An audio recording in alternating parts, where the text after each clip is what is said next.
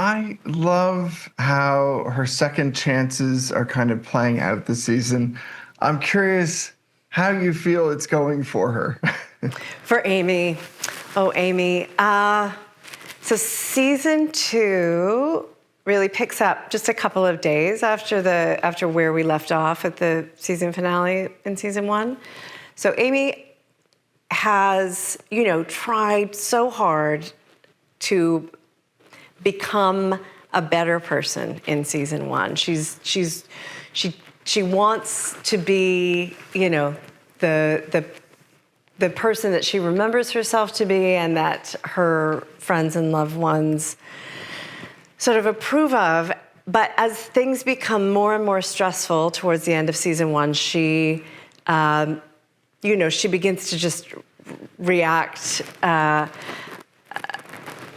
without a lot of thought, and she gets herself into some trouble. So by the time we see Amy again at the beginning of season 2, she's really dug herself into a few holes. And her relationship to her two kind of main people, to her main support system with Jake and Gina, have really been stressed.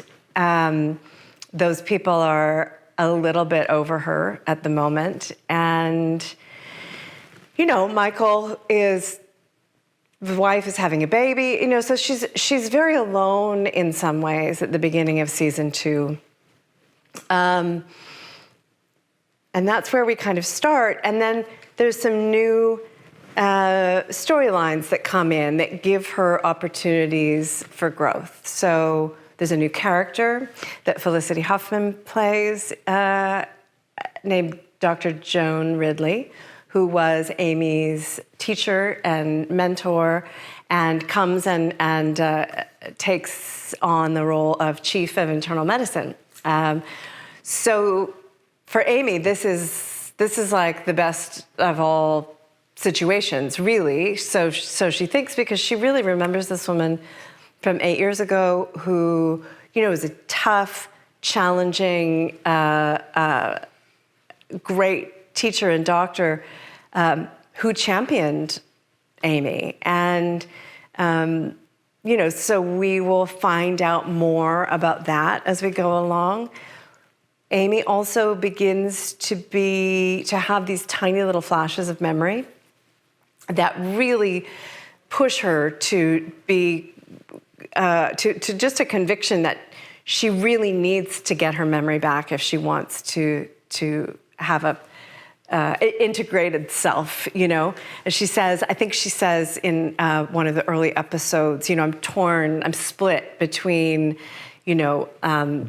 this woman who was married to the love of her life and a mother and all of these things, and, with a man who I don't even remember meeting. So Amy very much wants to be able to kind of live in the present.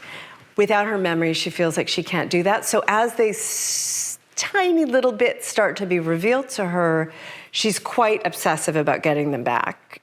And she goes to great lengths to try to put her brain into, I don't even know. She does all kinds of treatments, and she's very, she's sort of risks almost her health to get her memory back. What was it like working with Felicity Huffman when this is a kind of complicated relationship between them?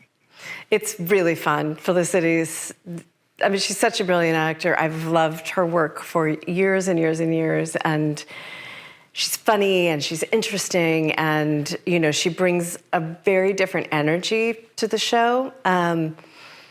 We start to see a little bit where Amy got some of her ways of behaving as a doctor and as a leader.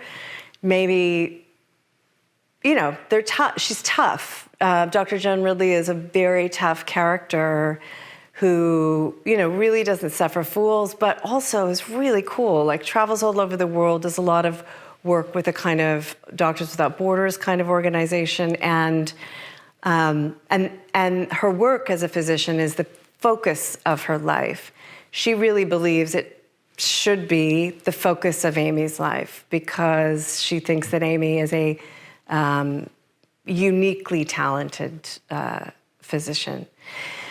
So on the one hand, it's quite wonderful for Amy to have somebody around who is, who doesn't think she was a complete jerk, before the accident, who thinks she was a great doctor who did what she had to do to get through a really difficult situation. I think there's a lot of relief in that for Amy. Everyone else in Amy's life seems to think that she was quite difficult, except for Jake, who fell in love with that difficult woman and was sort of given access to, I think, a more private and vulnerable part of the Amy that, there's all these different Amys. Essentially, they're all the same person. It's part of what I love about playing this character is we really get to explore all these different aspects of this one woman's psyche.